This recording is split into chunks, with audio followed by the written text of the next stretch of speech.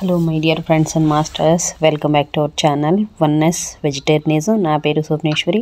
ముందుగా మన అందరి గురువు అయిన డాక్టర్ బ్రహ్మర్షి పితామహ పత్రి సార్ నా యొక్క అనంతకోటి ఆత్మ ప్రణామాలు. సత్యలోకవాసులకి, దివ్యలోకవాసులకి, మహాకారణ లోకవాసులకి, నక్షత్ర లోకవాసులకి, ఏంజల్స్కి, మహావతార్ బాబాజీకి, బుద్ధ భగవానుడికి, రామ్తా మాస్టర్, మహా ఉపాధ్యాయుడు, మాస్టర్ టీచర్, ఇమోటల్ గురువైన తండ్రికి నా యొక్క అనంతకోటి ఆత్మ ప్రణామాలు. ఈ వర్తమాన క్షణంలో ఉన్న సమస్త సృష్టికి, సృష్టిలోన సమస్త కాంతికి, కాంతి స్వరూపులకి నా యొక్క స్వయానికి అనంత కోటి ఆత్మ ప్రణామాలు. అలాగే ఇప్పుడు రోజులాగానే ఈరోజు కూడా ఆత్మల ప్రయాణం స్వాధ్యాయ యోగాలో భాగంగా శాంత మేడంకి సాదరంగా వెల్కమ్ చేసుకుందాం masters. Madam welcome. Madam welcome to our session. Madam over to you madam. Shanta madam. Welcome madam. Thank you madam. Thank you. ముందుగా మన గురువు గారైన బ్రహ్మర్షి పితామహ పత్రి సార్ గారికి, స్వర్ణమాల పత్రి మేడం గారికి నా ఆత్మ ప్రణామాలు, కృతజ్ఞతలు, ధన్యవాదాలు తెలియజేసుకుంటూ విశ్వంలోని గురువులందరికీ కూడా నా ఆత్మ ప్రణామాలు, కృతజ్ఞతలు. వన్నెస్ వెజిటేరియనిజం వ్యవస్థాపకురాలైన స్వప్నేశ్వరి మేడం గారికి నా ఆత్మ ప్రణామాలు, కృతజ్ఞతలు తెలియజేసుకుంటూ నా స్వయానికి, వర్తమాన క్షణంలోని ఈ విశ్వానికి ఆత్మ ప్రణామాలు. ప్రకృతి మాతకు, భూమాతకు, విశ్వమాతకు ఆత్మ ప్రణామాలు. నాకు ఎంతగానో సహకరిస్తున్న నా కుటుంబ సభ్యులకు, నాకు జన్మనిచ్చిన తల్లిదండ్రులకు కృతజ్ఞతలు, ధన్యవాదాలు, ఆత్మ ప్రణామాలు తెలియజేసుకుంటూ ఆత్మల ప్రయాణం అనే సబ్జెక్ట్ చదువుతున్నానండి. సహకరిస్తున్న మీ అందరికీ కూడా థ్యాంక్ యూ.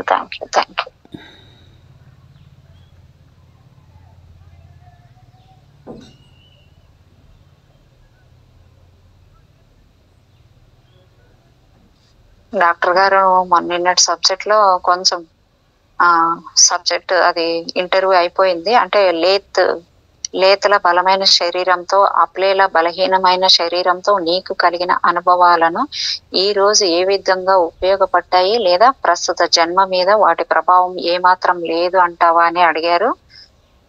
చివరిగా జీవిత పాఠాలు నేర్చుకోవడానికి మనస్సు, శరీరము కలిసి పని చేయాల్సిన అవసరం ఉంది అని గుర్తించాను.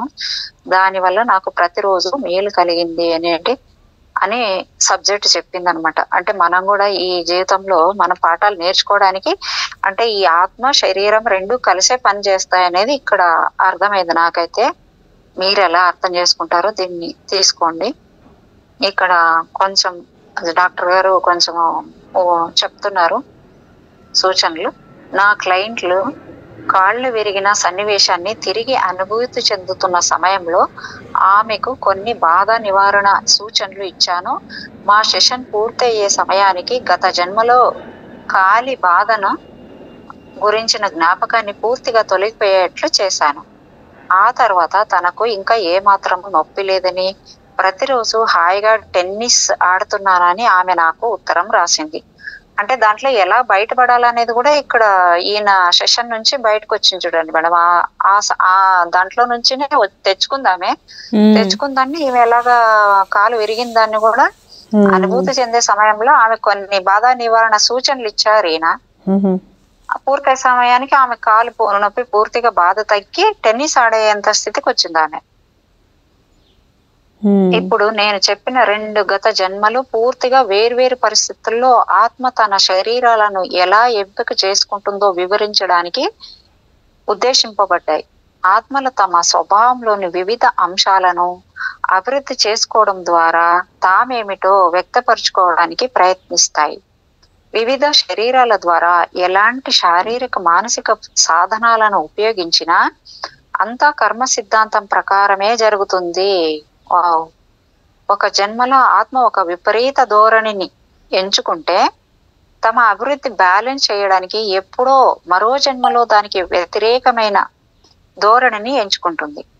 కర్మ సంబంధమైన పరిహారానికి లేతు, అప్లేల జన్మలను ఉదాహరణగా చెప్పుకోవచ్చు. తగినంత ఆత్మాభివృద్ధిని సాధించడానికి ప్రస్తుతం ధనవంతుడుగా ఉన్నవాడు ఎప్పటికైనా బిచ్చగాడిలా జన్మిస్తారని హిందువులు నమ్ముతారు. వివిధ సవాళ్లను ఎదుర్కొంటూ జీవితాలను గడపడం ద్వారా మన ఆత్మ అస్తిత్వం బలపడుతుంది. ఇక్కడ బలం అనే మాటను పొరపాటుగా అర్థం చేసుకోకూడదు. మనిషిగా పుట్టి వివిధ పరిస్థితుల్లో నెగ్గుకొచ్చినప్పుడు మాత్రమే నిజమైన జీవిత పాఠాలు నేర్చుకోవడానికి వీలవుతుందని నా సబ్జెక్టులు చెబుతూ ఉంటారు. మనం బాధలకు గురైనప్పుడు కూడా మనకు మేలే జరుగుతుంది. ఎందుకంటే ఓటమిలో, బాధల్లో మనం ఎలా నిలదొక్కున్నామో అన్నదే మన ప్రగతికి గీటురాయి. ఒక్కొక్కసారి గతాన్ని పట్టించుకోకుండా వదిలివేయడమే మనం నేర్చుకోవలసిన అత్యంత ముఖ్యమైన పాఠం. భూమి మీద వివిధ సంస్కృతుల్లో జన్మించబోయే శరీరం యొక్క భౌతిక లక్షణాలను ఆత్మలు చాలా జాగ్రత్తగా ఎంచుకున్నప్పటికీ వాటికంటే మానవ జీవితపు మానసిక అంశాలకు ఎక్కువ ప్రాముఖ్యతనిస్తాయి. ఆత్మకు జన్మను ఎంచుకునే ప్రక్రియలో ఈ నిర్ణయమే అత్యంత కీలకమైనది. జన్మలను ఎంచుకునే ప్రదేశానికి వెళ్లే ముందు వంశ చరిత్ర, చుట్టూ ఉన్న పరిస్థితులు, వాతావరణము ఆ వ్యక్తి జీవితాన్ని ఏ విధంగా ప్రభావితం చేస్తాయో తెలుసుకోగలగడము ఆ ఆత్మకు లభించే అరుదైన అవకాశం. ఆత్మకు ఆశ్రయం ఇచ్చిన వ్యక్తి అంతర్ముఖుడై ఉంటాడా, లేక అందరితో కలుపుకోలుగా ఉంటాడా, ఆదర్శవంతుడా లేక హేతువాద, ఉద్రేకాలకు లోనవుతాడా, లేక ప్రతి దానిని క్షుణ్ణంగా విశ్లేషించి నిదానంగా పనిచేస్తాడా అనే మానవ స్వభావం మీద ఆధ్యాత్మిక శక్తి ప్రభావం ఒక క్రమ పద్ధతిలో ఉండదు. ఈ విధమైన హెచ్చుతగ్గులు ఉండడం వలన ఆత్మలు తమకు ఏ రకమైన శరీరాలు అయితే లాభదాయకంగా ఉంటుందో అనే దానిపై ముందుగానే ఆలోచించవలసిన అవసరం ఉంది. అంటే మనం జన్మలు తీసుకునేటప్పుడు ఇది కూడా ఆలోచన చేయాలి. ఆయన చేసినా కూడా మనం ఇక్కడికి వచ్చిన తర్వాత మర్చిపోతాం కదా మేడం. అది ఎలా చేస్తాయి? అక్కడ ఆడ ఎంపిక చేసుకునే కదా ఇక్కడికి వస్తాం మేడం. మళ్ళీ ఇక్కడ భూమి మీదకి రాగానే మర్చిపోతాం కదా మేడం. మర్చిపోయినా ఇక్కడ జరుగుతాయి కదా మేడం. అదే ఆ మరపు వల్లే కదా ఇవన్నీ మళ్ళీ మనం ఈ దేహం అనుకోవడము, ఈ మనసే శాశ్వతం అనుకోవడం, ఇవన్నీ చేస్తాం కదా. కరెక్టే. నువ్వు ఏం మర్చిపోయినా దాని నుంచి ఎంచుకొని వచ్చిన ప్రతిఫలం యాడికి పోదు నీకు. అదని తెలిసినా తెలియదు, దాన్ని అనుభవించి తీరుతుంటాం కదా ఇక్కడ. అదే కదా, అవే కదా ఆ అనుభవాల కోసం వచ్చాము. అవి నీకు ఎందుకు వచ్చామని మర్చిపోయినా ఆ వచ్చిన పర్పస్ జరుగుతూనే ఉంటుంది. అదే ఆ పర్పస్ జరుగుతుంటుంది. ఇది బాధ నాకు ఎందుకు వచ్చిందో, ఎవరో చేస్తారు అనుకుంటూ మళ్ళీ అవే చేసుకుంటూ పోతుంటాం. నేను సేకరించిన వివరాలను బట్టి ఆత్మలు తమ రాబోయే జన్మలలో ఎలాంటి ప్రవర్తన గల మానవ జీవితాలను కోరుకుంటాయో వాటి గైడ్స్ కు జన్మలను ఎంపిక చేసుకునే ప్రదేశాలను నిర్వహించే మాస్టర్లకు తెలుస్తుంది. కొన్ని ఆత్మలు ఇతరుల కంటే తామే ఈ బాధ్యతను మరింత సీరియస్ గా తీసుకుంటామని అనిపిస్తుంది. కానీ జన్మను ఎంచుకునే దానికి ముందు దశలో తనకు ఏ శరీరం సరైనది అనే దాని గురించి మాత్రమే ఆలోచించగలదు. జన్మను ఎంచుకునే ప్రదేశానికి రమ్మని ఆత్మలకు పిలుపు వచ్చింది అంటే ఎలాంటి జీవితాన్ని ఎంచుకోవాలో అనే దాని గురించి ఇంకా ఆత్మలు ఆలోచించడం అయిపోయి ఉంటుంది. ఇప్పుడు అది తన ఆధ్యాత్మిక అస్తిత్వానికి ఎటువంటి మానవ శరీరం సరిపోతుందో ఎంపిక చేసుకోవలసి ఉంటుంది. ఒక మానవ జన్మ గడిచిపోయిన 1000 సంవత్సరాల తర్వాత మానసిక కారణాల వల్ల మరో మానవ జన్మను ఎందుకు ఎంచుకుందో నా తర్వాత కేసు వివరిస్తుంది. కేసు నెంబర్ 27లో వ్యక్తి స్టీవ్ టెక్సాస్ లో ఒక వ్యాపారస్తుడు. అతడికి మంచి లాభాలతో నడుస్తున్న భారీ వస్త్ర వ్యాపారం ఉంది. అతని స్నేహితుడొకడు నా గురించి చెప్పగా కాలిఫోర్నియాలో సెలవు రోజుల్లో ఉన్నప్పుడు నన్ను కలవడానికి వచ్చాడు. అతడి వివరాలు తెలుసుకున్న తర్వాత అతడు మానసిక ఆందోళనతో అతి జాగ్రత్తతో ఉన్నాడని నేను గుర్తించాను. కీ చైన్ తో ఆడుతూ ఉన్న అతని కళ్ళు మాత్రము ఆత్రంగా నా ఆఫీసును పరిశీలించాయి. మానసికంగా ఆందోళన పడుతున్నావా లేక సెషన్ నిర్వహించే సమయంలో చేసే హిప్నాసిస్ కు భయపడుతున్నావా అని నేను అడిగితే దానికి బదులుగా లేదు, మీరు ఏం కనుక్కుంటారో అని ఎక్కువ భయంగా ఉంది అని చెప్పాడంట. తన వద్ద పనిచేసే ఉద్యోగుల డిమాండ్లు ఎక్కువయ్యాయని, చేసే ఉద్యోగం పట్ల నిబద్ధత లేదని, భరించలేని విపరీతమైన ఫిర్యాదులు చేస్తున్నారని ఈ క్లయింట్ చెప్పాడు. ఈ సమస్యకు అతడి పరిష్కారం క్రమశిక్షణ పెంచి పాటించని వారిని ఉద్యోగంలో నుండి తీసేయడం. అతడు 2 సార్లు వివాహం చేసుకున్నట్లు, అవి చెడిపోయినట్లు, విపరీతంగా తాగుడు అలవాట్లు ఉన్నట్లు తెలిసింది. ఈ పరిస్థితి నుండి బయటపడేదానికి ఈ మధ్యనే వ్యక్తిత్వ బాధల నుండి కోలుకునే ఒక కార్యక్రమాన్ని అమలు జరపడానికి ప్రయత్నించినట్లు, కానీ వాళ్ళు ప్రతిదానికి నన్ను విపరీతంగా నిందిస్తున్నారు అని ఆ ప్రయత్నాన్ని మానుకున్నట్లు చెప్పాడు. మరి కాసేపు మాట్లాడిన తర్వాత జన్మించిన వారం రోజుల్లోనే అతడిని తన తల్లి టెక్సాస్ లో ఉన్న ఒక చర్చి మెట్ల మీద వదిలి వెళ్ళిపోయిందని స్టీవ్ వివరించాడు. అనాథలా కొన్ని సంవత్సరాలు బాధపడుతూ ఒంటరిగా జీవించిన తర్వాత ఒక ముసలి దంపతులు తనను దత్తత తీసుకున్నారని చెప్పాడు. వాళ్ళు క్రమశిక్షణ మరీ కఠినంగా ఉండేదని, తనని ఎప్పుడూ ప్రతిదానికి తప్పుపడుతూ ఉండేవాళ్ళని చెప్పాడు. దాంతో స్టీవ్ తన యుక్త వయసులో ఇల్లు వదిలి వెళ్ళిపోయాడు. చట్టపరంగా ఎన్నో ఇబ్బందుల్లో చిక్కుకున్నాడు. ఒకసారి ఆత్మహత్య యత్నం కూడా చేశాడు. ఈ క్లయింట్కి ఏ విషయాన్నైనా అతిగా నొక్కి చెప్పే అలవాటు ఉందని, అతనికి అధికారం పట్ల నమ్మకం లేదని తెలుసుకున్నాను.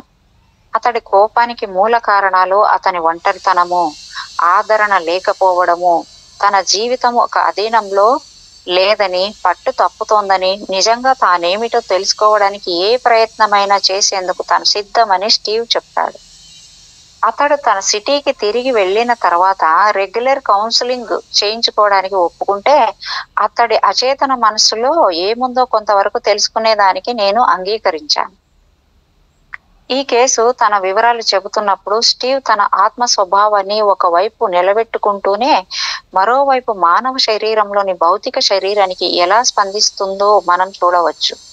శరీరాన్ని ఎంపిక చేసుకోవడంలో తమ ముఖ్య ఉద్దేశాలను గురించి నా సబ్జెక్టులు చర్చించడం మొదలుపెట్టినప్పుడు దాని తీవ్రత మరింత పెరుగుతుంది.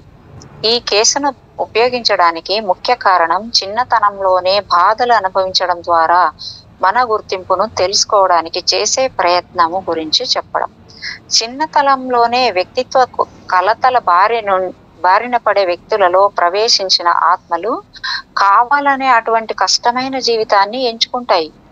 నా క్లయింట్ ఆత్మల ప్రపంచానికి తీసుకువెళ్ళడానికి ముందు ఈ జన్మను ఎందుకు ఎంచుకుందో తెలుసుకోవడానికి అతడి చిన్ననాటి జ్ఞాపకాలను మళ్ళీ అనుభూతి చెందేట్లు చేయాల్సిన అవసరం ఉంది.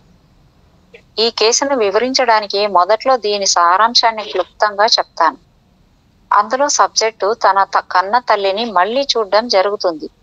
నేను ఇంతవరకు హిప్నాసిస్ లో సమకూర్చిన అతి బాధాకరమైన దృశ్యాలలో ఇది ఒకటి.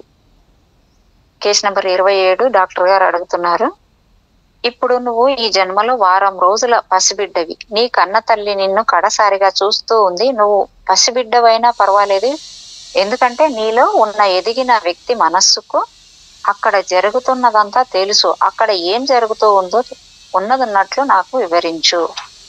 సబ్జెక్ట్ వనకడం మొదలైంది. నేను ఒక బుట్టలో నన్ను ఎవరో మెట్ల మీద ఉంచుతున్నారు. చాలా చలిగా ఉంది. డాక్టర్ గారు, ఈ మెట్లు ఎక్కడ ఉన్నాయి? సబ్జెక్ట్ ఒక చర్చి ముందు టెక్సాస్ లో. డాక్టర్ గారు, చిన్న చర్చి మెట్ల మీద పడుకోబెడుతున్నది ఎవరు? వనకడం పెరిగింది. నా తల్లి నాకు దగ్గరగా నా మీదకు వంగి గుడ్ బై చెబుతోంది. ఏడవడం మొదలు పెట్టాడు. ఆయన చెప్తూ ఏడుస్తున్నాడు అన్నమాట. డాక్టర్ గారు, ఏ కారణం వల్ల నీ తల్లి నిన్ను అలా వెళ్ళి ఉంటావు? సబ్జెక్టు, ఆమె చిన్న వయసులో ఉంది. మా తండ్రితో వివాహం కాలేదు. అతడికి అప్పటికే పెళ్ళయింది. ఆమె ఏడుస్తూ ఉంది. ఆమె కన్నీళ్లు నా ముఖం మీద పడ్డం నాకు తెలుస్తుంది. డాక్టర్ గారు మళ్ళీ అడుగుతున్నారు, ఆమె ముఖంలోకి చూడు, నీకు ఇంకేం కనిపిస్తూ ఉంది? సబ్జెక్టు, బాధతో గొంతు పూడుకుపోయింది. నల్లని ఒత్తైన జుట్టు ఎగురుతూ ఉంది అందంగా. నేను చెయ్యి చాచి ఆమె నోటిని తాకాను. ఎంతో సున్నితంగా సుతారంగా నన్ను ముద్దాడింది. నన్ను అక్కడ విడిచిపెట్టేసి వెళ్ళడం ఆమెకు అతి భయంకరమైన బాధ కలిగిస్తూ ఉంది. డాక్టర్ గారు, వెళ్ళిపోయే ముందు ఆమె నీతో ఏమైనా అందా? సబ్జెక్టు, ఇప్పుడు అస్సలు మాట్లాడలేకున్నాడు. నీ మేలు కోసమే నేను నిన్ను విడిచిపెట్టవలసి వస్తోంది. నిన్ను పెంచడానికి నా దగ్గర డబ్బు లేదు. నా తల్లిదండ్రులు మనకు సహాయం చెయ్యరు. నువ్వంటే నాకు ఎంతో ప్రేమ, నిన్ను ఎప్పటికీ ప్రేమిస్తూనే ఉంటాను, నిన్ను నా హృదయంలో ఉంచుకుంటాను అని అంది డాక్టర్ గారు. ఆ తర్వాత ఏం జరిగింది? సబ్జెక్టు తలుపును ఆ తర్వాత ఏం జరిగిందని డాక్టర్ అడిగితే, సబ్జెక్టు తలుపును తట్టే బరువైన గొళ్ళాన్ని చేత్తో పట్టుకుంది. దాని మీద ఒక జంతువు బొమ్మ ఉంది. దానితో తలుపు మీద గట్టిగా కొట్టింది. మా వైపు ఎవరో వస్తున్న అడుగుల చప్పుడు వినిపించింది. ఇప్పుడు ఆమె నన్ను వదిలి వెళ్ళిపోయింది. డాక్టర్, నీ అంతర్గత ఆలోచనలు నీవు చూసిన దాని గురించి ఏం చెబుతున్నాయి? సబ్జెక్ట్ ఉద్వేగం దాదాపు కట్టలు ఆమె నన్ను కావాలనుకుంది. నన్ను వదిలేయడం ఆమెకి ఇష్టం లేదు. ఆమె నన్ను నిజంగా ప్రేమించింది. అబ్బా, ఎంత ఘోరమైన పరిస్థితులు కదా మేడం నిజంగా అంటే ఇట్లాంటి. డాక్టర్ గారు, సబ్జెక్టు నుదుటి మీద నా చెయ్యి ఉంచి ఈ క్రింది పోస్టు హిప్నాటిక్ సూచనలు ఇచ్చాను. స్టీవ్, నీ అంతఃచేతనత్వం యొక్క జ్ఞాపకాన్ని నీ బాహ్య చేతనత్వంతో గుర్తు తెచ్చుకోగలవు. నీ తల్లి రూపాన్ని జీవితాంతం పదిలంగా దాచుకోగలవు. ఆమె నిజంగా నీ గురించి ఎంత బాధపడిందో ఇప్పుడు నీకు తెలుసు. ఆమె శక్తి ఇంకా నీతోనే ఉంది. ఇది స్పష్టంగా తెలిసిందా? సబ్జెక్టు, అవును, తెలిసింది. డాక్టర్ గారు, ఇప్పుడు ఆ కాలంలో ముందుకు వెళ్ళి నీ పెంపుడు తల్లిదండ్రుల గురించి నీకేమనిపించిందో చెప్పు. సబ్జెక్టు, వాళ్ళు నాతో ఎప్పుడూ అసంతృప్తిగానే ఉన్నారు.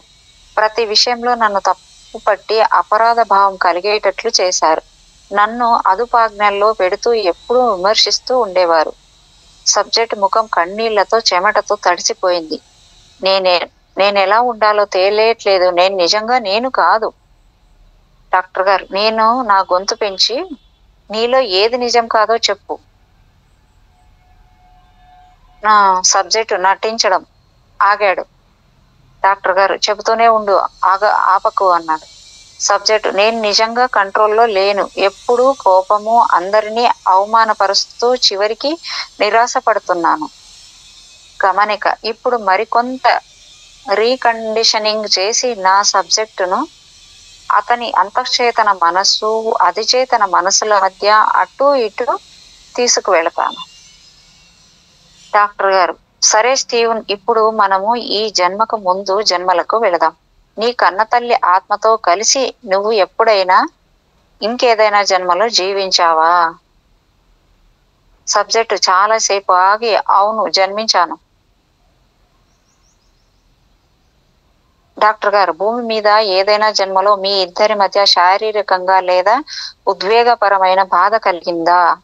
సబ్జెక్టు కాసేపటి తర్వాత సబ్జెక్టు తన కుర్చీ చేతుల్ని గట్టిగా పట్టుకుని, ఓహ్ అయ్యో, అది సంగతి, అంతేగా, అది ఆమె అన్నాడనమాట. డాక్టర్ గారు, రిలాక్స్, మరి అంత వేగంగా వద్దు. నేను అర్థం చేసుకునేట్లు కొంచెం నిదానంగా మాట్లాడు. నేను 3 లెక్క పెట్టేసరికి నీ మనసులో కనిపించిన ఈ ఆత్మతో జీవించిన జన్మలో అత్యంత ముఖ్యమైన సమయానికి వెళ్ళు. 1, 2, 3 అని చెప్పారు.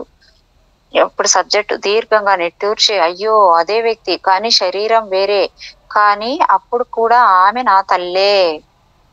డాక్టర్ గారు, భూమి మీద కనిపించే దృశ్యం మీద దృష్టి కేంద్రీకరించు. అది రాత్ర పగలా? సబ్జెక్టు కాసేపు ఆగి, మిట్ట మధ్యాహ్నం, సూర్యుడు, ఇసుక వేడిగా ఉన్నాయి. డాక్టర్ గారు, ఎండలో ఇసుక వద్ద ఏం జరుగుతూ ఉందో వివరించు. సబ్జెక్టు చెబుతూ ఆగుతూ, నేను నా దేవాలయానికి ఎదురుగా నిలబడి ఉన్నాను. నా ముందు చాలా మంది గురువులు గుంపుగా ఉన్నారు. నా గాడులు నా వెనక నిలబడి ఉన్నారు. డాక్టర్ గారు, నీ పేరేమిటి? సబ్జెక్టు హౌరాం. డాక్టర్ గారు, హౌరాం, నువ్వు ఎలాంటి దుస్తులు ధరించావు? సబ్జెక్టు, పొడవాటి తెల్లటి దుస్తులు, కాళ్లకు శాండిల్స్ ఉన్నాయి. నా చేతిలో ఒక దండం ఉంది. నా అధికారానికి గుర్తుగా దాని మీద బంగారు పాముల బొమ్మలు ఉన్నాయి. డాక్టర్ గారు, నీ అధికారం ఏమిటి హౌరాం? సబ్జెక్టు గర్వంగా, నేనొక మతాధికారిని. సూచన: ఇంకా లోతుగా విచారించిన తర్వాత అతడు క్రీస్తు పూర్వము 2000 సంవత్సరంలో ఎర్ర సముద్రానికి దగ్గరగా, అంటే అరేబియా ద్వీపకల్పంలో ఒక గిరిజనుల నాయకుడని తెలిసింది. ప్రాచీన కాలానికి ముందు ఈ ప్రాంతము కింగ్డమ్ ఆఫ్ షీబా లేదా సభా అని పిలువబడేదంట. మట్టి, ఇటుకలు, రాళ్లతో నిర్మించబడిన ఈ అండాకార దేవాలయము ఒక చంద్ర భగవానుడికి అంకితమిచ్చారని కూడా తెలుసుకున్నాను. డాక్టర్ గారు, మీ దేవాలయం ముందు నువ్వేం చేస్తున్నావు? సబ్జెక్టు: నేను మెట్లపైన నిలబడి ఒక స్త్రీని విచారిస్తున్నాను. ఆమె నా తల్లి. ఆమె నా ముందు మోకాళ్ల మీద నిలబడి ఉంది. నన్ను చూసినప్పుడు ఆమె చూపుల్లో జాలి, భయము కనిపిస్తున్నాయి. డాక్టర్ గారు, ఆమె కళ్ళల్లో జాలి, భయము రెండు ఒకేసారి ఎలా కనిపిస్తాయి? సబ్జెక్టు: ఇతరులకు ఆహారాన్ని పంచిపెట్టడానికి ఆమె ఆహారాన్ని భద్రపరిచే గది తలుపుల్ని బద్దలు కొట్టి దొంగిలించింది. ఆ సంవత్సరం చాలా మంది ఆకలితో అలమటిస్తున్నారు. కానీ ఆహారాన్ని పంచిపెట్టడానికి నాకు మాత్రమే అధికారం ఉంది. నేను మాత్రమే ఆజ్ఞాపించగలను. ఆహారాన్ని జాగ్రత్తగా కొలిచి పంచాలి. డాక్టర్ గారు, ఆమె ఆహార నియంత్రణ నిబంధనలకు విరుద్ధంగా పనిచేసిందా? ఇది మనుగడకు సంబంధించిన విషయమా? సబ్జెక్టు: నిష్కర్షగా అంతకంటే ఎక్కువే. నా ఆజ్ఞను ధిక్కరించడం వల్ల ఆమె నా అధికారాన్ని నిర్లక్ష్యం చేసింది. నా వాళ్లను నా అదుపాజ్ఞలలో ఉంచుకోవడానికి నేను ఆహార సరఫరాను నా అధీనంలో ఉంచుకున్నాను. వాళ్ళందరూ నా పట్ల విధేయులై ఉండాలనుకుంటాను. డాక్టర్ గారు, ఇప్పుడు నీవు నీ తల్లిని ఏం చేయబోతున్నావు? సబ్జెక్టు: నిశ్చయంగా నా తల్లి నియమాన్ని ఉల్లంఘించింది. నేను ఆమెను రక్షించగలను. కానీ అలా చేస్తే ఏం జరుగుతుందో అందరికీ తెలియజేయడానికి ఆమెను శిక్షించి తీరాలి. ఆమెకు మరణ శిక్ష విధించాలని నిర్ణయించాను. డాక్టర్ గారు, నీ సొంత తల్లినే చంపబోతున్నందుకు నీకేమనిపిస్తుంది హరామ్? సబ్జెక్టు: ఇది చేసి తీరాల్సిందే. ఆమె తన హోదా వల్ల నాకు ఎప్పుడూ పక్కలో బల్లెంలా తయారై నా ప్రజల్లో అలజడిని సృష్టిస్తోంది. ఆమె ఇక్కడ ఉన్నంత కాలం నేను స్వేచ్ఛగా పరిపాలించలేను. ఇప్పుడు కూడా ఆమె నా అధికారాన్ని లెక్క చేయట్లేదు. నా దండాన్ని మెట్ల మీద కొట్టి ఆమెను చంపమని ఆజ్ఞాపించాను. డాక్టర్ గారు, ఆ తర్వాత నీ తల్లిని చంపమని ఆజ్ఞాపించినందుకు నువ్వు విచారించావా? సబ్జెక్టు గొంతు బాధతో పూడుకుపోయింది. నేను అధికారాన్ని నిలుపుకోవాలంటే అలాంటి విషయాలను గురించి ఆలోచించకూడదు. ఇప్పుడు స్టీవ్ తన మనసులో తల్లి కొడుకులు కావాలని దూరం అవడానికి కారణమైన రెండు ఉద్వేగభరితమైన సంఘటనలను మళ్ళీ అనుభూతి చెందాడు.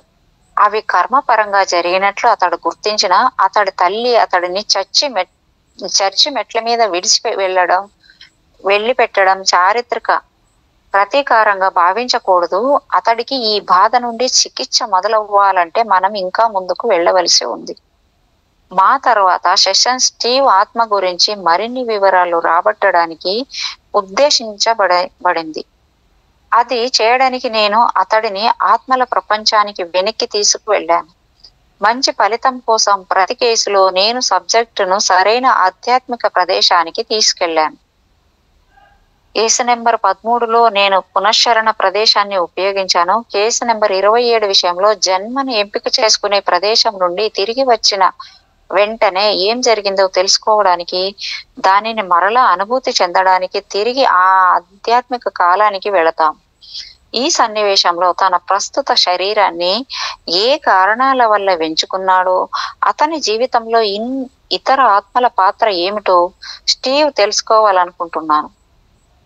డాక్టర్ గారు మళ్ళీ అడుగుతున్నారు, ఆత్మల ప్రపంచంలో నిన్ను ఏమని పిలుస్తారు? సబ్జెక్టు: సుముస్. డాక్టర్ గారు, సరే సుముస్, మనము ఇప్పుడు మళ్ళీ ఆత్మల ప్రపంచంలో ఉన్నాం కాబట్టి నువ్వు స్టీవ్ అనే వ్యక్తిని మొట్టమొదట చూసినప్పటి కాలానికి వెళ్ళు. అప్పుడు నీ ఆలోచనలు ఏమిటి? సబ్జెక్టు: ఎంత కోపిష్టి మనిషి. తలుపు దగ్గర మెట్ల మీద తనను విడిచిపెట్టేసి వెళ్ళిపోయినందుకు తన తల్లి మీద అతడికి విపరీతమైన కోపం వచ్చింది. అతడిని పెంచుకోబోయే బండముక్కు మనుషుల మీద నేను ఈ శరీరాన్ని ఆశ్రయిస్తానో లేదో నాకు తెలియదు. డాక్టర్ గారు, నేను అర్థం చేసుకోగలను. కానీ కొన్ని నిమిషాల సేపు ఆ నిర్ణయాన్ని పక్కన పెట్టి ఇతర విషయాల గురించి వివరంగా తెలుసుకుందాము. జన్మిని ఎంపిక చేసుకునే ప్రదేశం నుండి వెళ్ళిపోయిన తర్వాత నిజంగా నువ్వేం చేశావో చెప్పు. సబ్జెక్ట్ ఒక్కొక్కసారి నేను నా స్వంత నిర్ణయం పైన ఆధారపడుతుంటాను. కానీ సాధారణంగా నేను చూసిన జన్మ గురించి, ముఖ్యంగా ఇటువంటి కఠినమైన జన్మ గురించి నా స్నేహితుల అభిప్రాయాలు తెలుసుకోవాలని ఆతృతగా ఉంటుంది. డాక్టర్ గారు: అవును, నిజమే. నువ్వు ఎంచుకోవడానికి ఒకటి కంటే ఎక్కువ శరీరాలు ఉన్నాయా? సబ్జెక్ట్ తల అడ్డంగా ఊపుతూ, ఈ జన్మనే ఎంచుకోవాలి. ఇది చాలా కఠినమైన నిర్ణయం. డాక్టర్ గారు: సుమూస్, నువ్వు తిరిగి వచ్చిన తర్వాత నీ స్నేహితులను కలిసినప్పుడు వచ్చే జన్మలో వారితో కొందరితో కలిసి జీవించడానికి వీలుందేమో చర్చిస్తావా? సబ్జెక్టు: దాదాపు ప్రతిసారి చర్చిస్తాను. నేను వాళ్ళ జీవితాల్లో ఉన్నట్లే నా ఆప్తమిత్రులు కూడా నా రాబో జన్మలో ఉంటారు. నా గ్రూపులో కొంతమంది కొన్ని జన్మల్లో నాతో ఉండరు. అదేమంత గొప్ప విషయం కాదు. తర్వాత జన్మ గురించి మేమందరం ఒకరితో ఒకరం చర్చించుకుంటాం. నేను వాళ్ళ అభిప్రాయాలు తెలుసుకోవాలనుకుంటున్నాను. మేమందరం ఒకరికొకరు చాలా బాగా తెలుసు. మా బలాలు, బలహీనతలు, పూర్వ జన్మల్లో సాధించిన వాటి గురించి, మా వైఫల్యాల గురించి, రాబోయే జన్మలో వేటి గురించి జాగ్రత్తగా చూసుకోవాలి, అలాంటి విషయాలు. డాక్టర్ గారు: జన్మను ఎంచుకునే ప్రదేశానికి వెళ్లే ముందు నీ తర్వాత జన్మలో ఎలాంటి వ్యక్తిలా ఉండాలో అనే వివరాలు ఏమైనా వాళ్లతో చర్చించావా? సబ్జెక్ట్: క్లుప్తంగా మాట్లాడుకుంటాం. ఏది అంత స్పష్టంగా చర్చించలేదు. ఇప్పుడు నేను స్టీవ్ను చూశాను. ఈ జన్మలో అతనికి సంబంధం ఉండేవాళ్ళు ఎవరు అని దాని మీద నాకు నచ్చని అంశాలు కొన్ని ఉన్నాయి. అందుకని నేను జోర్తో మాట్లాడాను. డాక్టర్ గారు: జోర్ నీ గైడా? సబ్జెక్ట్: అవును. జన్మలను చూసి ఎంపిక చేసుకునే ప్రదేశానికి వెళ్లే ముందు నేను నా తర్వాత జన్మలో ఎలా ఉండాలనుకుంటున్నానో అని నేను చెప్పిన విషయాలన్నీ ఆయన ఓపిగా విన్నాడు. డాక్టర్: సరే సుముస్, జన్మలను ఎంచుకునే ప్రదేశం నుండి నువ్వు నీ ప్రైమరీ క్లస్టర్ గ్రూప్ దగ్గరకు ఇప్పుడే తిరిగి వచ్చావు. ఇప్పుడు ముందుగా నువ్వేం చేస్తావు? సబ్జెక్టు: ఎంతో బాధగా ఉన్న ఈ స్టీవ్ గురించి మాట్లాడతాను. కన్న తల్లి లేదు, చుట్టూ ఎలాంటి వారు ఉంటారు, వాళ్ళ ప్లాన్స్ ఏమిటి, ఇటువంటివన్నీ మాట్లాడతాను. మాకందరికి అవన్నీ సరిగ్గా కుదరాలి. డాక్టర్ గారు మరి అంటున్నారు, అయితే ఏ ఏ ఆత్మలు ఏ ఏ శరీరాలలో ప్రవేశిస్తాయో తెలుసుకుంటావా? సబ్జెక్ట్: అవును, అది మాకు ఖచ్చితంగా తెలియాలి. డాక్టర్ గారు: ఈ సమయంలో ఆత్మలకు శరీరాలకు కేటాయించే దానిలో ఏమైనా మార్పులు చెయ్యమని అడిగే అవకాశం ఉందా, లేక జన్మలను ఎంపిక చేసుకునే ప్రదేశం నుండి వెళ్ళగానే ఎవరెవరు ఏ ఏ శరీరంలో ఉండాలో ప్రతి ఒక్కరికి చెప్పేస్తారా?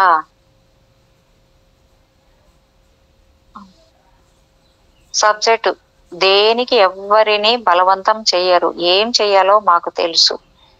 జోర్: మిగిలిన వాళ్ళు కావలసిన సర్దుబాట్లు చేసుకోవడానికి మాకు సహాయం చేస్తారు.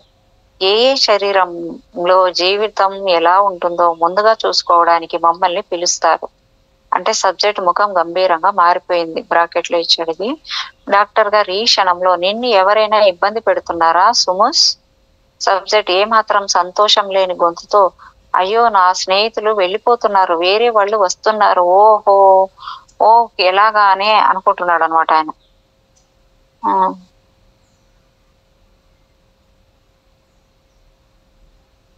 ఈ క్షణంలో నిన్ను ఎవరైనా ఇబ్బంది పెడుతున్నారా సుమూస్ అంటే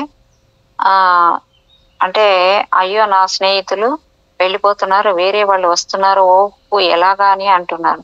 డాక్టర్ గారు: వేరే ఆత్మల విషయంలో కొన్ని వాదనలు జరగబోతున్నట్లు నాకు అనిపిస్తుంది. నీకు సాధ్యమైనంత రిలాక్స్డ్ గా ఉండు. నేను అడిగినప్పుడు అక్కడేం జరుగుతుందో ప్రతిదీ వివరంగా నాకు చెప్పగలవు. అర్థమైందా అని డాక్టర్ చెప్పారనమాట. సబ్జెక్ట్ ఇబ్బంది పడుతూ సరే అన్నారనమాట. డాక్టర్ చెప్పడం మొదలుపెట్టు. అక్కడ నీకు ఎన్ని ఆత్మలు కనిపిస్తున్నాయి? సబ్జెక్ట్ 4 ఆత్మలు ఉన్నాయి. అవి నా వైపు వస్తున్నాయి. వాటిలో జోర్ ఒకటి.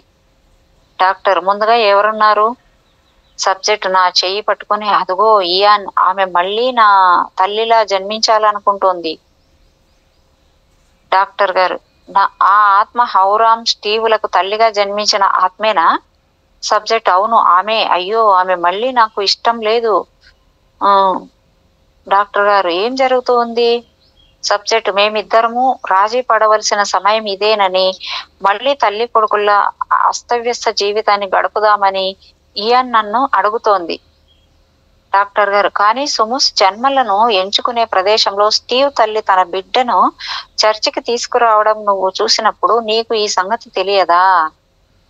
సబ్జెక్టు అక్కడ మనుషులను చూశాను, ఏది వీలవుతుందో చూశాను. అది అప్పటికి ఇంకా ఒక ఊహ మాత్రంగా చూపించే అయినా నిజానికి అప్పుడు ఆమె ఒత్తిళ్లలో ఉన్నది నేను కాదు. నాకు మరింత నమ్మదగ్గ నిదర్శనం కావాలనుకుంటున్నాను. ఎందుకంటే ఇయాని ఇక్కడ ఉందంటే ఏదో ఒక కారణం ఉంది. డాక్టర్ ఇక్కడికి కొత్తగా వచ్చిన ఆత్మలలో ఏ ఒక్కటి కూడా నీకు గ్రూపుకి సంబంధించిన వారిది కాదనుకుంటున్నాను, అవునా? సబ్జెక్టు నిర్దోషి అవును, వాళ్ళు కాదు. డాక్టర్ గారు అరేబియాలో ఆమె పట్ల నీ ప్రవర్తనను బ్యాలెన్స్ చేయడానికి భూలోకం సమయంలో 4000 సంవత్సరాల పాటు నువ్వు ఇయాన్ ఎందుకు ఎదురు చూశారు? సబ్జెక్ట్ భూలోకంలో సంవత్సరాలు ఇక్కడ ఏమాత్రం లెక్కలోకి రావు. అక్కడ అన్ని సంవత్సరాలు గడిచినా ఇక్కడ ఆత్మల ప్రపంచంలో నిన్ననే జరిగినట్లు ఉంటుంది. నేను హౌరాంలా ఉన్నప్పుడు ఆమెకు చేసిన అపకారాన్ని సరిదిద్దుకోవడానికి నేను సిద్ధంగా లేను, అంతే. ఇప్పుడు దానికి తగిన పరిస్థితులు ఉన్నాయని ఆమె చెబుతోంది. డాక్టర్ టెక్సాస్ లో ఉండే స్టీవ్ శరీరంలో నీ ఆత్మ ప్రవేశిస్తే ఇయాన్ దానిని తన పట్ల నీ కర్మ సంబంధమైన రుణాన్ని తీర్చుకునే ప్రయత్నంగా భావిస్తుందా? సబ్జెక్ట్ కాసేపు ఆగి స్టీవ్ లా నా జీవితం ఒక శిక్ష లాంటిది కాదు డాక్టర్. అది నువ్వు చూడగలిగినందుకు నాకు సంతోషంగా ఉంది. అయితే నువ్వు నేర్చుకోవలసిన పాఠం ఏమిటి? సబ్జెక్టు కుటుంబ సంబంధాలు ఏ విధంగా నిర్జీవమైపోతాయో అనుభూతి చెందాలి. ఉద్దేశపూర్వకంగా సంబంధాలను తెంచివేయడం. డాక్టర్ తల్లి కొడుకుల బంధాన్ని ఉద్దేశపూర్వకంగా తెంచివేయడమా? సబ్జెక్టు అవును, అనాథలా వదిలేస్తే ఎలా ఉంటుందో తెలుసుకోవడానికి. డాక్టర్ గారు సుముస్ ఇయాన్ను అక్కడి నుంచి వెళ్ళనిచ్చి వేరే ఆత్మలను మనతో కలిపేటట్లు చెయ్యి. సబ్జెక్ట్ చింతిస్తూ ఇయాన్ తేలుతూ వెళ్ళిపోతుంది. ముందుకు వస్తున్న ఆత్మలు తుళు తళు పాలిష్ వస్తున్నారు. సబ్జెక్ట్ తన కుర్చీలో గింజుకొని తన మనసులో నుండి ఆ 2 ఆత్మలను బయటకు నెట్టేస్తున్నట్లు చేతులతో తోసేస్తున్నాడు. డాక్టర్ వాళ్ళెవరు? సబ్జెక్ట్ కంగారుగా తుళు కాళీష్లు. స్టీవ్ నా పెంపుడు తల్లిదండ్రుల్లా ఉండడానికి ముందుకు వచ్చారు. వారిద్దరూ ఎక్కువగా కలిసి పనిచేస్తూ ఉంటారు. డాక్టర్ గారు అప్పుడు మరి ఇంకా సమస్య ఏమిటి? సబ్జెక్టు వాళ్ళు మళ్ళీ అంత త్వరగా రావడం నాకు ఇష్టం లేదు. డాక్టర్స్ గారు అడుగుతున్నారు. సుముస్ నా కోసం కొంచెం నిదానంగా చెప్పు. వీళ్లతో ఇంతకు ముందు కలిసి పనిచేసావా? సబ్జెక్ట్ ఇంకా తనలో తనే మాట్లాడుకుంటూ అవునవును, కానీ వాళ్లతో చాలా కష్టం. కాలిష్ అయితే మరీ ఇబ్బంది. ఇంత త్వరగా మళ్ళీ వాళ్లతో కలిసి పనిచేయడం నాకు ఇష్టం లేదు. నా జర్మనీ జీవితంలో వాళ్ళు నా భార్య తల్లిదండ్రులు. చూడండి మేడం ఎలాగున్నాయో ఇవి సంబంధాలు. వింటున్నారా మేడం? సూచన మేము ప్రస్తుత విషయాన్ని కొంచెం పక్కన పెట్టి సుముస్ యూరోప్ లో ఒక పెద్ద సైనికాధికారిగా ఉన్నప్పుడు జీవితం గురించి చర్చించాము. ఆ జన్మలో స్టీవ్ కుటుంబాన్ని అంతగా పట్టించుకునేవాడు కాదు. దాంతో సమాజంలో బాగా పలుకుబడి ఉన్న అతని అత్తమామలు అతడితో వెటకారంగా ప్రవర్తించేవారు. డాక్టరు అంటే తుళు కాళీష్లు ఈ జీవితంలో నీ పెంపుడు తల్లిదండ్రులా ఉండడానికి కావలసిన సామర్థ్యం లేనివారా? సబ్జెక్టు తన అర్థం అది కాదు అని తల అడ్డంగా ఊపుతూ కాదు, వాళ్ళు ఏం చేస్తారో వాళ్ళకు తెలుసు. కానీ కాలిష్తో ఎప్పుడూ తలనొప్పి, చాలా ఇబ్బందిగా ఉంటుంది. ఆమె విమర్శిస్తూ అధికారం చెలాయిస్తూ ఎటువంటి ఆదరాభిమానాలు లేని వ్యక్తిగా జన్మించడాన్ని ఎంపిక చేసుకుంటుంది. డాక్టర్ గారు మానవ శరీరాలతో ఎప్పుడు ఆమె అటువంటి ప్రవర్తననే వ్యక్తపరుస్తూ ఉంటుందా? సబ్జెక్టు నాతో ఆమె ప్రవర్తన అలాగే ఉంటుంది. కాలిష్ ఆత్మ ఇతరులతో అంత తేలిగ్గా వ్యవహరించదు. ఆమె ఎవ్వరి మీద ఆధారపడదు. చాలా గట్టిగా నిర్ణయాలు తీసుకుంటుంది. డాక్టర్ గారు, తుళు నీ పెంపుడు తండ్రిగా ఎలా ఉంటాడు? సబ్జెక్టు కఠినం. కాలిష్ది పై చేయిగా ఉండేదానికి ఒప్పుకుంటాడు. ఎవరితో ఎటువంటి సంబంధాలు లేకుండా ఉండగలడు. తన భావోద్వేగాలను ఎవరితోనూ పంచుకోడు. ఈసారి వీళ్ళ మీద నేను చాలా తిరుగుబాటు ధోరణితో ఉండబోతున్నాను. సబ్జెక్ట్ ఓకే, కానీ వాళ్ళు నీకేమైనా నేర్పిస్తారా?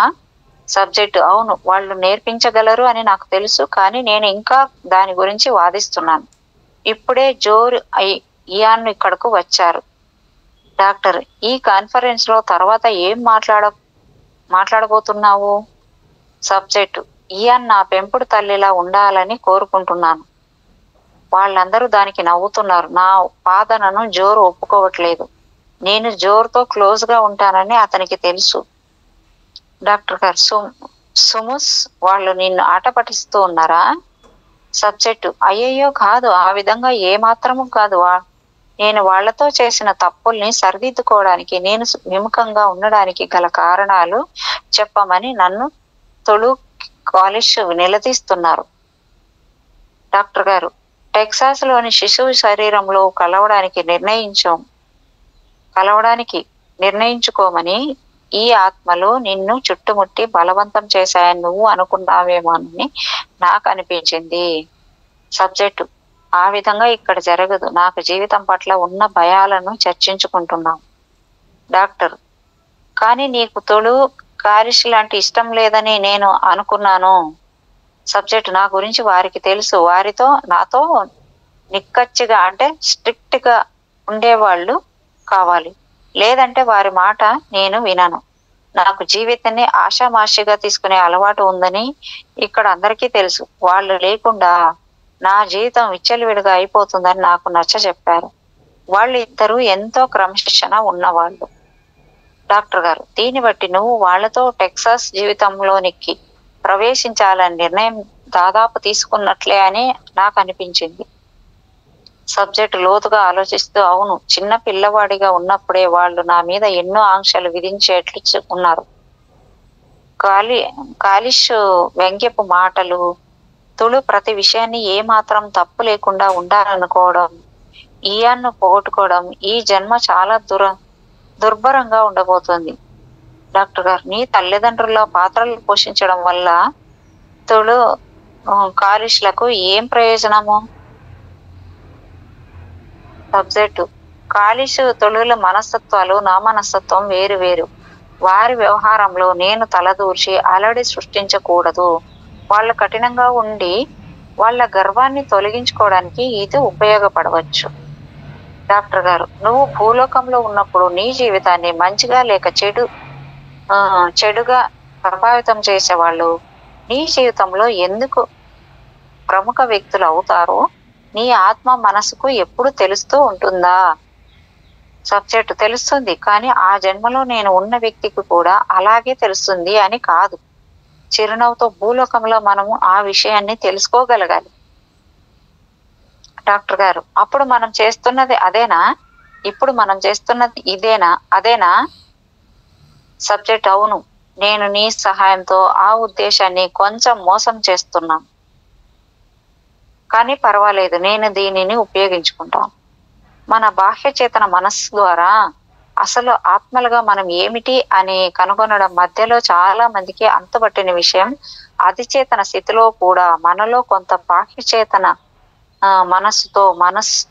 మనస్సు మనం గమనించే సామర్థ్యాన్ని కలిగి ఉండడాన్ని పాఠకులు కూడా స్పష్టంగా అర్థం చేసుకుని ఉంటారని నేను అనుకుంటున్నాను.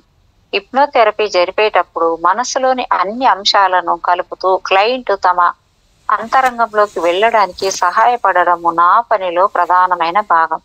స్టీవ్ తన ఆత్మను అవగాహన చేసుకోవడానికి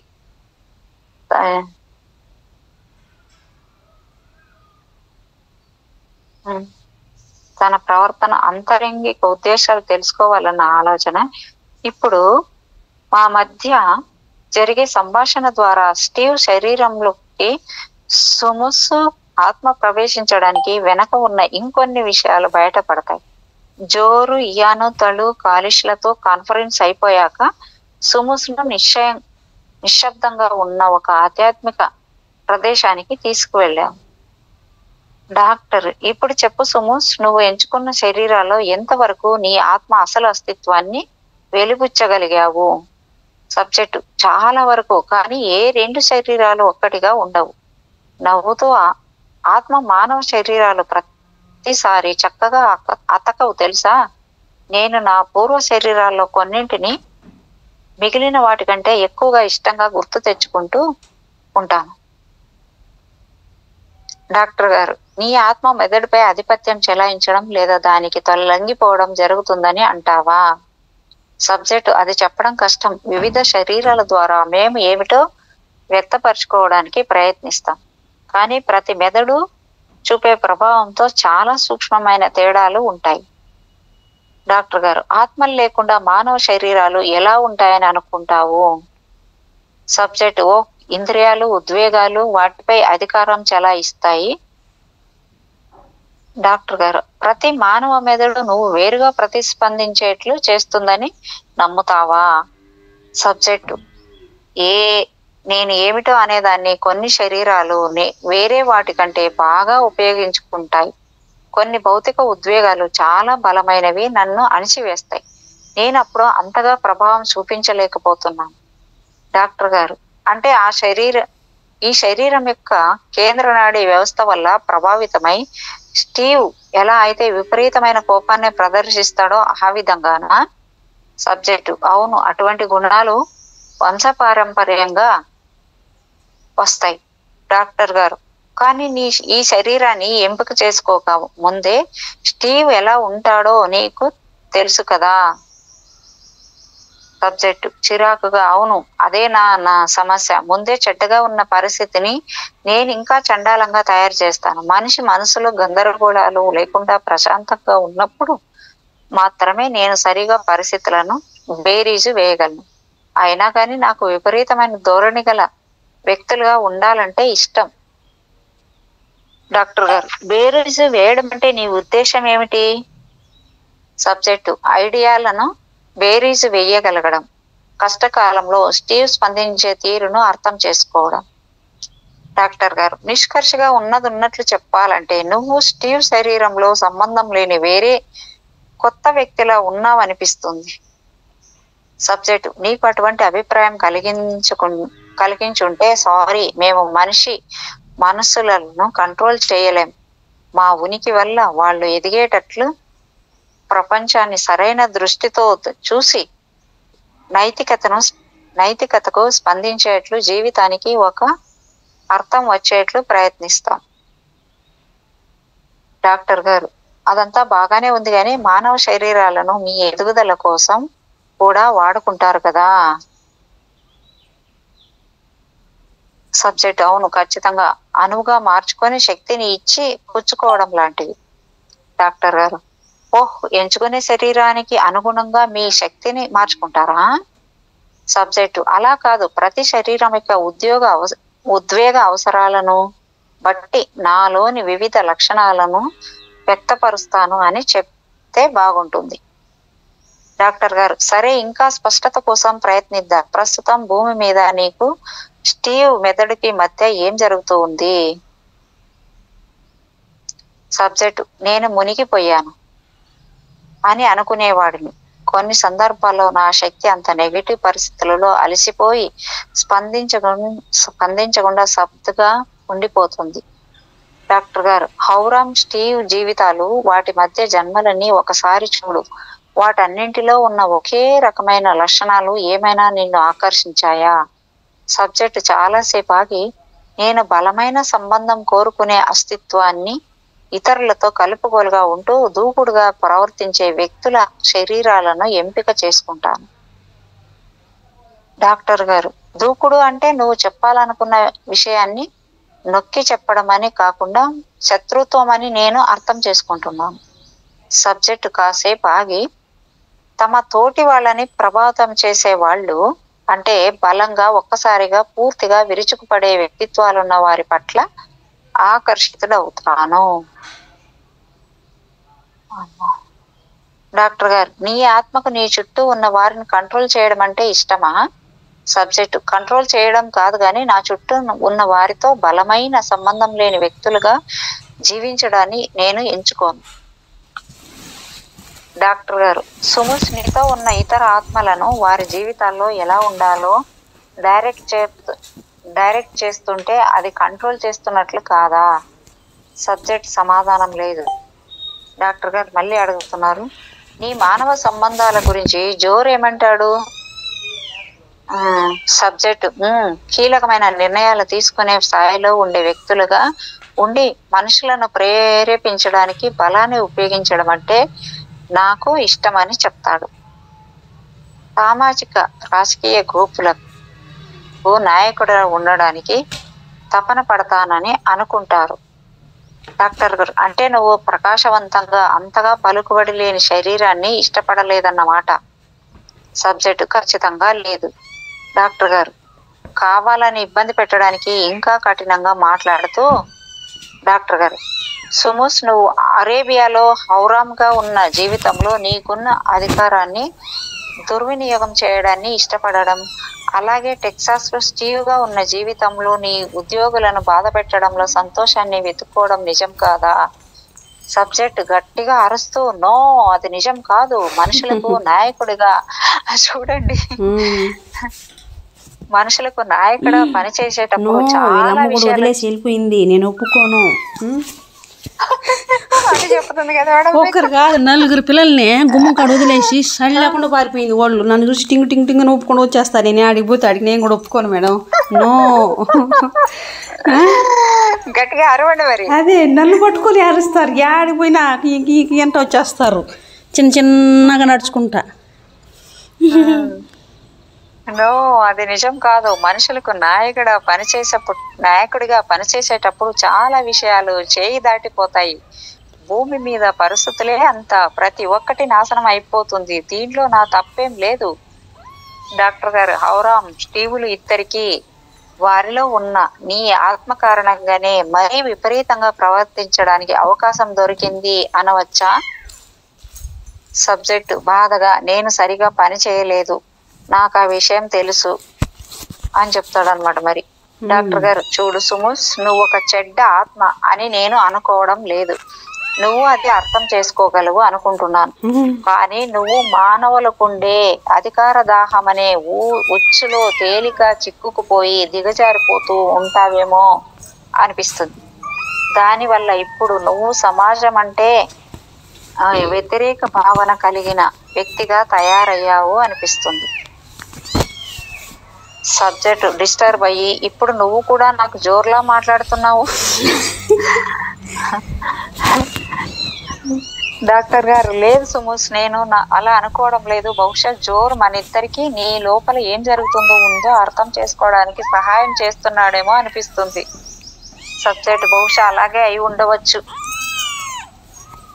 నేను స్టీవ్ అతని ఆత్మతో సంబంధాన్ని ఏర్పరచుకుని ఎన్నో విషయాలను రాబట్టగలిగే స్థితికి చేరుకున్నాము. ఈ సబ్జెక్ట్ చేతనత్వాన్ని అచేతన స్థితిని బలంగా అనుసంధానం చేస్తూ అతడిని ఇతర వ్యక్తుల్లా సంబోధించాను. ఈ రెండు స్థితుల శక్తిని ఇంకా దగ్గరగా తీసుకొచ్చేదానికి ఇంకొంచెం కండిషనింగ్ చేసి చివరిగా మరికొన్ని ప్రశ్నలు అడిగి, మేడం వినిపిస్తుందా? అది వినపడుతుంది మేడం, కదా మీకు వినపడుతుంది. కానీ నేనే నువ్వు మనిషి పిల్లు అనుకోకండి, పిల్లలకి తల్లి లాగా అయిపోయాను అంతే.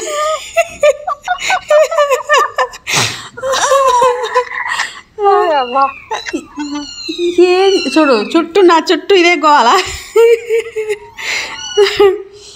చూడండి, మీరు ఇప్పుడు ఎలాగున్నారంటే స్టీవ్ అయిపోతున్నారు, ఒక్కోసారి జోర్ అయిపో.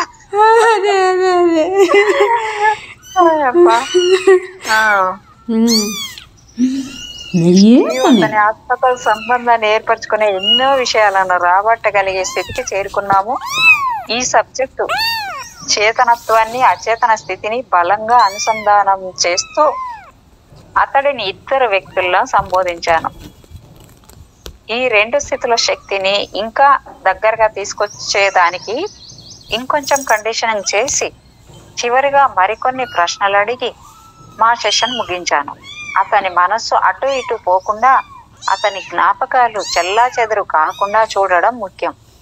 బాగా సమాధానాలు చెప్పడానికి, అతడి సమాధానాల పట్టు జారకుండా ఉండడానికి నేను అతను ఎదురు తిరిగే విధంగా నా ప్రశ్నలతో వేగంగా దాడి చేశాను. డాక్టర్ గారు, సుముస్, నువ్వు అసలు స్టీవ్ శరీరాన్ని ఎందుకు అంగీకరించావో చెప్పడంతో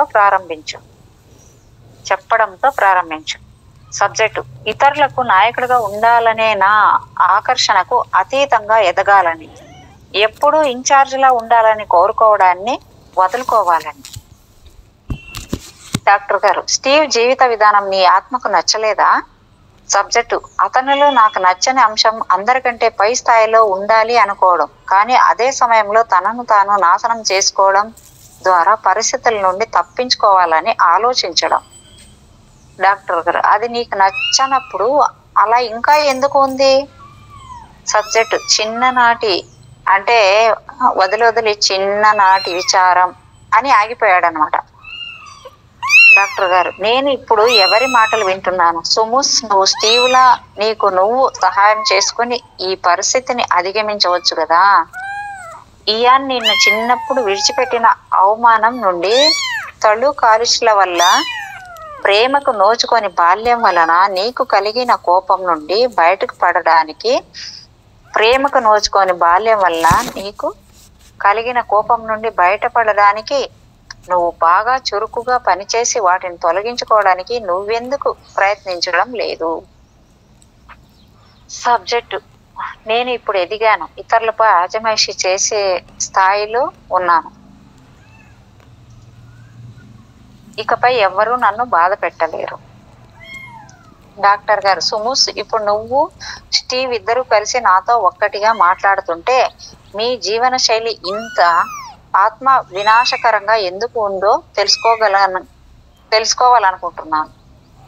సబ్జెక్ట్ చాలా సేపు ఆగి, ఎందుకంటే భూమి మీద ఆత్మరక్షణ అంటే సెల్ఫ్ ప్రిజర్వేషన్ కోసం నా శక్తిని ఉపయోగించడం నా బలహీనత కాబట్టి. డాక్టర్ గారు, ఇప్పుడు నువ్వు ఎదిగావు, నీ స్థాయిలో ఉన్నప్పుడు నీ చుట్టూ ఉన్న వాళ్ళని నువ్వు కంట్రోల్లో ఉంచకపోతే మళ్ళీ నీ జీవితం నీ చిన్నతనంలో ఉన్నట్లు మారిపోతుందని నువ్వు అనుకుంటున్నావా? సబ్జెక్ట్ కోపంగా అవును అని చెప్పిందనమాట. డాక్టర్ గారు, నీవు ఎంచుకున్న శరీరం నుండి నీవు ఆత్మ సంతృప్తి దొరకకపోతే ఆ ఆత్మలా నువ్వు ఏం చేస్తావు? సబ్జెక్ట్, నేను పట్టించుకోవడం మానేస్తాను అని చెప్పిందనమాట. డాక్టర్, ఓహో, అది ఎట్లా చేస్తావో సుమోస్? సబ్జెక్ట్, మరీ అంత యాక్టివ్ గా పని చేయకుండా. డాక్టర్, అంటే అదుపు లేని ఉద్వేగంతో చిక్కుకొని నీ శరీరాన్ని చూసి భయపడుతున్నావు కాబట్టా? సబ్జెక్ట్, నేను ఒక గిరి గీసుకొని దానిలో ఉండిపోతాను. డాక్టర్ గారు, అంటే పరిస్థితుల నుంచి పారిపోయి నువ్వు ముఖ్యమైన పాఠాలు ఏవైతే నేర్చుకోవడానికి ఈ భూలోకానికి వచ్చావో వాటిని నేర్చుకోకుండా తప్పించుకుంటుంటావా? సబ్జెక్ట్, అవును. డాక్టర్, స్టీవ్, నీ పెంపుడు తల్లిదండ్రులు నీతో చాలా కఠినంగా ఉండేవాళ్ళు కదా? సబ్జెక్ట్, అవును. డాక్టర్ గారు, అలా ఎందుకు ఉండేవాళ్ళు ఇప్పుడు తెలిసిందా? సబ్జెక్ట్ కాసేపు ఆగి, ఎప్పుడు విమర్శిస్తూ ఉంటే ఎలా ఉంటుందో తెలుసుకోవడానికి. ఆత్మక భలేగుంది మేడం అదే మొత్తానికి ఇది. అదే అదే అదే భలేనే ఉంది మేడం. ఇంకా భలేనే ఉంది మేడం, అది భలే ఉంది, ఇది కూడా భలే ఉంది. నా ఒళ్ళు ఆటలు జరిగిపోతున్నాయి. నా ఒళ్ళు ఒక క్రికెట్ గ్రౌండ్ అయిపోయింది, మ్యాచ్ అయిపోయింది ఇక్కడ. మీరు తెచ్చుకున్నారు మేడం. అవును మేడం, నేర్చుకోవడానికి వాటి నుంచి ఎంత ప్రేమ నేర్చుకుంటున్నారు చూడండి. చిన్నగా ఒక్కొక్కరు ఎద్దవులు చూడు.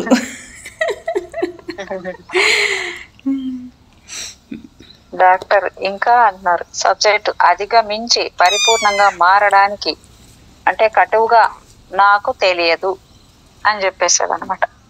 డాక్టర్ నీకు తెలుసు అనుకుంటాను స్టీవ్, నీ చుట్టూ ఉన్న వారికి నీ నిజ స్వరూపం కాకుండా నిన్ను ఎలా చూపించుకుంటావో చెప్పు. సబ్జెక్ట్ కాస్త ఆలస్యంగా, నా ఫీలింగ్స్ ని కప్పిపుచ్చి ఆనందంగా ఉన్నట్లు నటించడానికి తాగుతూ అందరినీ అవమానిస్తూ ఉంటాను. ఆనందంగా ఉన్నట్లు నటించడానికి తాగుతూ అందరినీ అవమానిస్తూ ఉంటాను. డాక్టర్ గారు, నువ్వు ఈ ప్రవర్తన మానుకుని నువ్వు వచ్చిన అసలు పని చేయాలనుకుంటున్నావా? సబ్జెక్టు అవును అనుకుంటున్నాను. డాక్టర్ గారు, నువ్వు నిజంగా ఎలా ఉండాలనుకుంటున్నావో చెప్పు. సబ్జెక్టు కన్నీళ్లతో, నేను మాకు ఇతరులతో శత్రుత్వం పెంచుకోవడం ఇష్టం ఉండదు, కానీ ఏమి కాని గుర్తింపు గౌరవం లేని మనిషిలా ఉండడం నా వల్ల కాదు. డాక్టర్ గారు, అంటే నువ్వు బాగా కష్టాల్లో ఉన్నావా? సబ్జెక్ట్ నెమ్మదిగా అవును, జీవితం చాలా బాధాకరంగా ఉంది. డాక్టర్ గారు, అలా ప్రమాదవశాత్తు జరిగిందనుకుంటున్నావా? సబ్జెక్టు లేదు, అలా జరగలేదని తెలుస్తూ ఉంది. డాక్టర్ గారు, స్టీవ్ సుముస్ నేను చెప్పినట్లు నాతో పాటు ఇలా పలకండి. నా మేలు కోసం ఇయాన్ తొలు కాలిష్ల వల్ల కలిగిన బాధను పక్కన పెట్టి నేను నిజంగా ఎలా ఉండాలనుకున్నానో ఆ విధంగా మారేట్లు నేను జీవితాన్ని గడుపుతాను. సబ్జెక్టు నేను చెప్పిన మాటల్ని 3 సార్లు చెప్పాడు. మేడం మీరు చెప్పారు చూడండి, రోజు చెప్తారు కదా, ఇదే సబ్జెక్ట్ వచ్చింది చూడండి మేడం. ఏంది మేడం అది? చూడండి ఇప్పుడు ఇక్కడ ఆయన ఏమడుగుతున్నాడు, డాక్టర్ ప్రమాదవశాత్తు జరిగింది అనుకుంటున్నావా నువ్వు వాళ్ళది అంటే, లేదు అలా జరగలేదని తెలుస్తూ ఉంది అని చెప్పాడు. మరి డాక్టర్ గారు, సుముస్ స్టీవ్ నేను చెప్పినట్లు నాతో పాటు ఇలా పలకండి. నా మేలు కోసము ఇయాన్ తొలు కాలుష్య వల్ల కలిగిన బాధను పక్కన పెట్టి నేను నిజంగా ఎలా ఉండాలనుకున్నానో ఆ విధంగా మారేట్లు నేను జీవితాన్ని గడుపుతాను అని 3 సార్లు చెప్పించాడంట ఆయనతో. సబ్జెక్ట్ నేను చెప్పిన మాటల్ని 3 సార్లు చెప్పాడు. వావ్, అద్భుతంగా ఉంది మేడం మీ సబ్జెక్ట్. అయితే లోపల ఉండేవాడు పలికిస్తాడు మేడం. అదే అదే అదే స్టీవ్, భవిష్యత్తులో నీ నిజ వ్యక్తిత్వాన్ని ప్రదర్శించడానికి, నీ మానసిక స్థితి అభివృద్ధి చెందడానికి ఎటువంటి బాధ్యత తీసుకుంటావు అని చెప్పాడనమాట. సబ్జెక్టు 2 సార్లు తడబడి మరింత నిజాయితీగా ఉండడం నేర్చుకుంటాను అని చెప్పాడనమాట. డాక్టర్, దాంతో పాటు నువ్వు సమాజ బాధితుడివి కాదని నమ్ముతావా? సబ్జెక్టు అవును నమ్ముతాను అని చెప్పింది. మేడం అందరికీ ఇలాంటి చేయకూడదా మీరు మళ్ళీ? ఏది మేడం? ఇదే సబ్జెక్టే హిప్నోసిస్ చేసినట్టుగా వాళ్ళ లోపలంతా బయటకు పంపించేసి పూర్తిగా ఇలాగ మారితే ఎంత బాగుంటది మేడం. కరెక్టే మేడం. అయితే అదే చెప్తారు, రూపాయికి ఒక పక్కే కాదు మేడం, కోణం ఉండదు, బొమ్మ బొరుసు 2 ఉంటాయి. అది ఎంతవరకు రైటా ఎంతవరకు రాంగా తెలియకుండా మనం కరెక్ట్గా, అది మంచిదే అంటే ఈ దృష్టికి మంచిదే, కానీ ఆ ఆత్మ దృష్టికి అది మంచిదా కాదా తెలియకుండా దాంట్లో ఇన్వాల్వ్ అయిపోయి లేని తలనొప్పి తెచ్చుకోకూడదు అనమాట.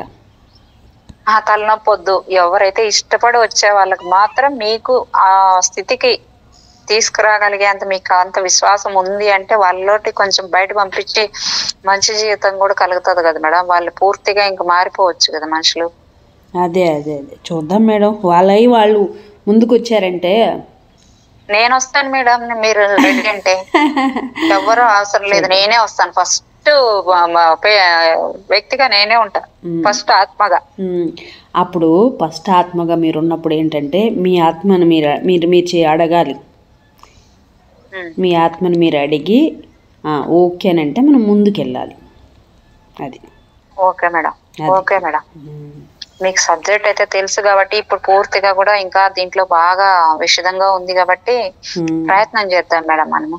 అదే అదే ఒక్కొక్కరిని నేను మారితే ఇంకా ఎంతో మంది కూడా నా వల్ల నేను కరెక్ట్ పూర్తిగా ఈ స్థితిలోకి మీ స్థితిలోకి ఎదిగితే ఇంకా ఎంతో మంది జీవితాలు బాగుపడిపోతుంది కదా మేడం. చూద్దాం మేడం, ఎప్పుడు ఎలా ఏం జరుగుతుందో చూద్దాం. చూసేది కాదు మేడం, కొంచెం నాకైతే కొంచెం అవసరం అనిపిస్తుంది. చూడండి, నేనైతే ఎక్కడ దొరుకుతుంది ఇలాంటిది, ఎక్కడికి వెళ్ళి నేను తెలుసుకోవాలి అన్నట్టుగా ఉంటది మేడం నాకు ఎప్పుడు.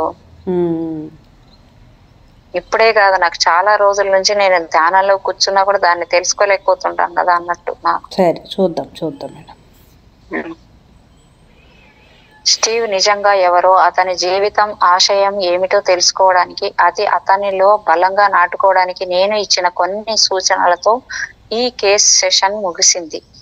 భ్రమల నుంచి విముక్తి కలిగి అతడు సమాజానికి ఉపయోగపడే ఒక వ్యక్తిలా తయారవడానికి నేను సహాయం చేయాలనుకున్నాను.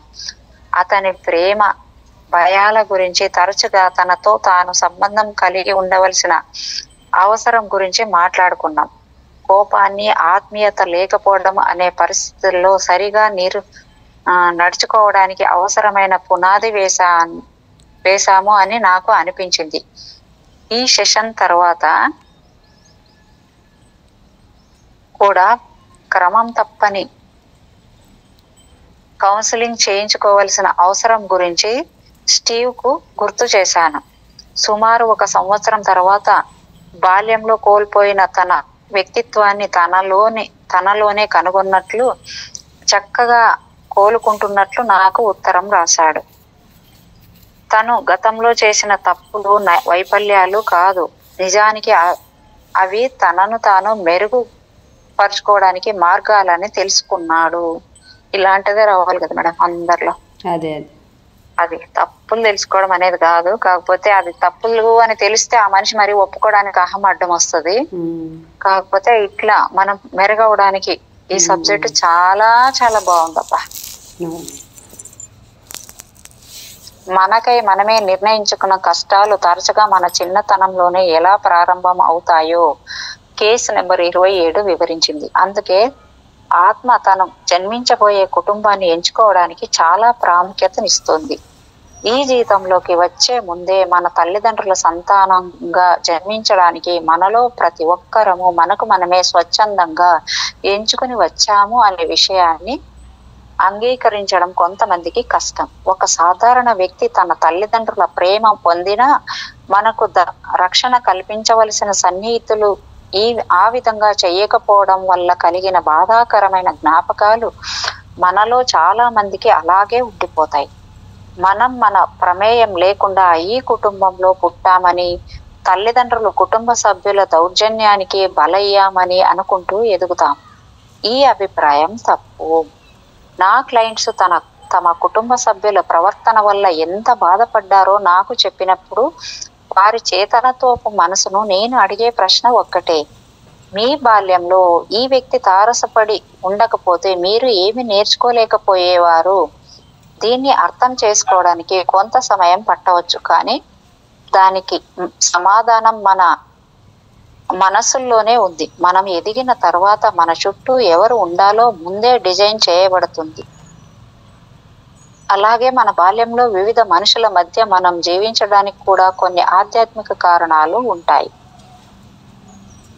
మనం మన గురించి ఆధ్యాత్మికంగా తెలుసుకోవడం అంటే మన తల్లిదండ్రులు, తోబుట్టువులు, పిల్లలు, భార్యాభర్తలు, సన్నిహిత మిత్రుల ఆత్మలతో కలిసి ఎందుకు జన్మించామో అర్థం చేసుకోవడమే. మనకు సన్నిహితులైన వారి వల్ల బాధ గాని సుఖం గాని కలగడం వెనుక సాధారణంగా ఏదో ఒక కర్మ సంబంధమైన ముఖ్య ఉద్దేశం ఉంటుంది. ఒక విషయాన్ని గుర్తుంచుకోండి, మన పాఠాలు నేర్చుకోవడమే కాదు, దాంతోపాటు మనతో ఉండే వాళ్ళు కూడా వాళ్ళ పాఠాలు నేర్చుకోవడానికి అవసరమైన నాటకంలో భాగంగా మనవంతు పాత్రను పోషించడానికి మనము భూమి మీదకు వస్తాము. చూడండి, ఇక్కడ అన్నిట్లోనూ వాళ్ళకి మనం సహాయం చేస్తాము, మనకు కూడా వాళ్ళ నుంచి సహాయపడతాం అన్నమాట. సహాయం జరుగుతుంది.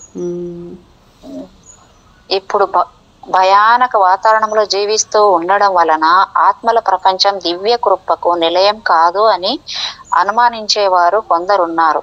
అయినా ఆధ్యాత్మికంగా ఒకరితో మరొకరు సంబంధం కలిగి ఉండి ముందుగానే ఒప్పందం చేసుకుని ప్రేమ ద్వేషాలతో నిండిన సంబంధాలు గల మానవులుగా ఈ భూలోకంలో జన్మించడం అనేది ఆత్మల ప్రపంచం యొక్క అత్యున్నత కృపకు నిదర్శనం.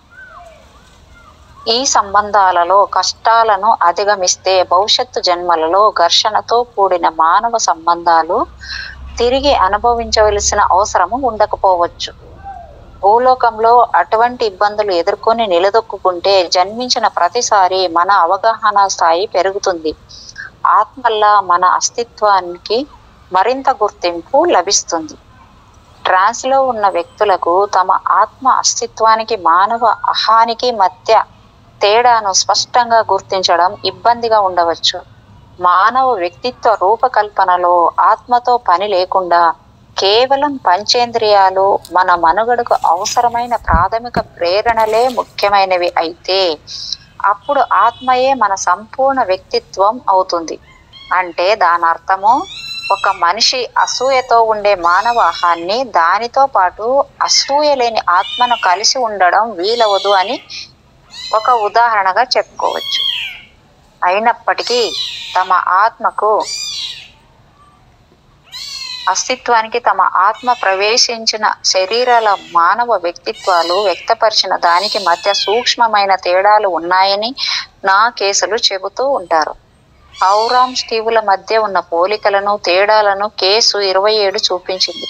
మానవ స్వభావాన్ని మన ఆత్మ నిరంతరం అదుపులో ఉంచుతూ పరిరక్షిస్తూ ఉంటుంది. కానీ మనం ప్రతి శరీరంతో మన స్వభావాన్ని వేరువేరుగా ప్రదర్శిస్తూ ఉంటాము. మేడం 1 అవర్ అయిపోయింది మేడం. కంటిన్యూ అవును మేడం, చేయాలా? కంటిన్యూ చేయాలా? ఇక్కడికి మేడం 1 అవర్ అయింది కదా. Okay madam. Okay madam, thank you madam, thank you.